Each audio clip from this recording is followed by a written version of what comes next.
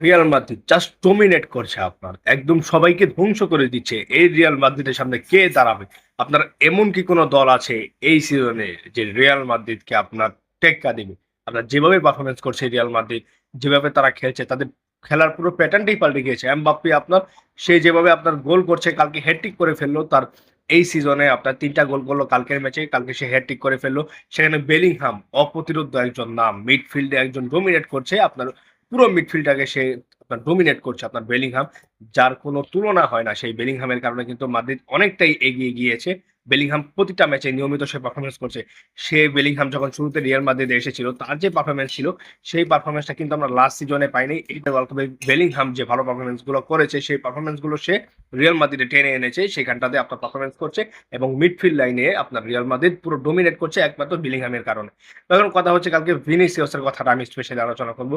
Vinicius আপনার কালকে আপনার ফার্স্ট হাফে যে একটা শট করেছিল, কিন্তু তার খেলা দেখে মনে হচ্ছিল সে খুবই ডিসকনফিডেন্স, তার কনফিডেন্স লেভেলটা খুবই লো। কিন্তু আপনার বেলিংহামের একটা পাসে যখন ভিনিসিয়াস তার প্রথম গোলটা পায়, তারপর ভিনিসিয়াসের শারীরিক গঠন সবকিছু চেঞ্জ হয়ে যায়। কারণ সে আপনার মাঠে দৌড়াচ্ছিল না, হাইটে হেঁটে খেলছিল। সেখানে দেখা যায় যে আপনার ভিনিসিয়াস জুনিয়র আপনার সেখানটিতে খুব চেয়ার আপ হয়ে গেছে, আপনার মাঠে খুব স্পিডে দৌড়াচ্ছে, আপনার খেলার মধ্যে তার আরো মনোযোগ বেড়েছে।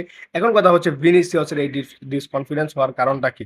আপনার ভালভার্দে আপনার হচ্ছে ভিনিসিয়াসের সাথে কানেক্ট হওয়ার কথা। এখন বার্নার্দো সিলভার কারণে কিন্তু আপনার ভালভার্দে কিন্তু আপনার রাইট সাইডে খেলতে পারে না। সিলভার কারণে কিন্তু আপনার ভালভার্দে ওই সাইডটাই ডান সাইডটাই খেলতে পারছে না।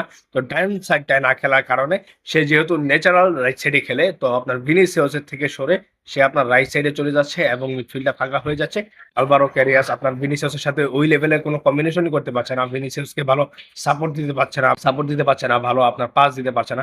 সেখানে যখন মার্ক কোকুরেলা নামে সেকেন্ড হাফে, তারপরে কিন্তু আপনার ম্যাচের চিত্র ঘুরে যায়। মার্ক কোকুরেলার সাথে কিন্তু ভিনিসিয়াসের ভালো একটা কম্বিনেশন হয়েছে, যে আলভারো ক্যারিয়াসের সাথে হয় নাই। তো ওভারঅল কিন্তু সবই কিন্তু ভালো হয়েছে আপনার রিয়াল মাদ্রিদের কালকের ম্যাচে। কারণ 4টা গোল তারা দিয়েছে, ডোমিনেট করেছে। এইবারের আপনার লা লিগার আপনার টপ কন্টেন্ডার আপনার বার্সেলোনার পরে, বার্সেলোনা আগে আপনার এবার রিয়াল মাদ্রিদকে রাখতে হবে, কারণ এবার তারা ডোমিনেট করবে। আপনারা কি মনে করছেন? আপনাদের মন্তব্য মতামত কমেন্ট বক্সে জানিয়ে দিতে পারেন। ভালো থাকবেন, সুস্থ থাকবেন, ধন্যবাদ সবাইকে।